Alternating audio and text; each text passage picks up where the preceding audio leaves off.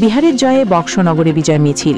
কিছুদিন যাবৎ সারা দেশ বিহার নির্বাচনে ক্ষমতায় কে আসছে বিভিন্ন সমীক্ষা সহ আলোচনায় চর্চিত ছিল। সমস্ত সমালোচনা এবং চর্চাকে পেছনে ফেলে ফলাফলের সকালেই বিজেপি জোটের জয়ের আভাসে গোটা রাজ্যে বিজেপির সমর্থকরা বিভিন্ন স্থানে বিজয় উল্লাসে নেমে পড়েছেন। এরই অঙ্গ হিসেবে বক্সনগর মণ্ডলের উদ্যোগে সকাল থেকেই বাজি পটকা সহ বিভিন্ন জয়ের উল্লাস লক্ষ্য করা যায়।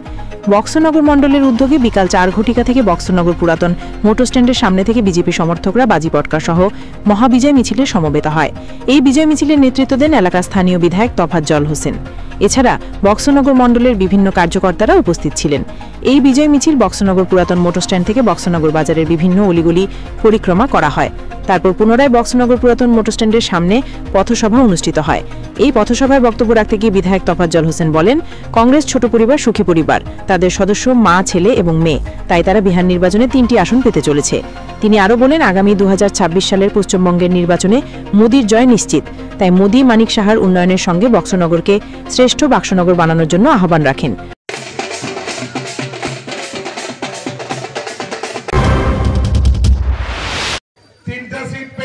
কংগ্রেস, কারণ কংগ্রেস 3টা সিটি পাওয়ার কথা, কারণ তারা বড় পরিবার নয়, ছোট পরিবার, সুখী পরিবার, মা, ছেলে আর বোন।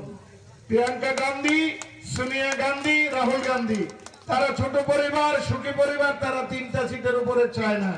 তো যার জন্য আজকে আরেকটা আছে, ভালোই হোক, আমি একটা কথাই বলবো, আজকে যারা বক্সনগরবাসী আমার কথাগুলো শুনছেন, আজকে ভারতবর্ষে দায়িত্ব নিয়ে বলছি, যতটি রাজনৈতিক দল আছে, সব রাজনৈতিক দল যে স্কুল থেকে লেখাপড়া করেছে, যে স্কুলের স্টুডেন্ট, আমার নরেন্দ্র মোদী সেই স্কুলের মাস্টার।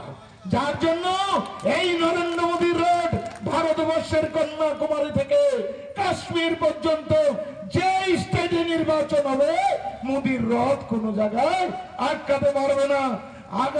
আগামী দিনে যে নির্বাচন হবে পশ্চিমবঙ্গ, আপনারা লিখে রাখতে পারেন, সেই পশ্চিমবঙ্গেও ওই মোদীর রথ কেউ আটকাতে পারবে না।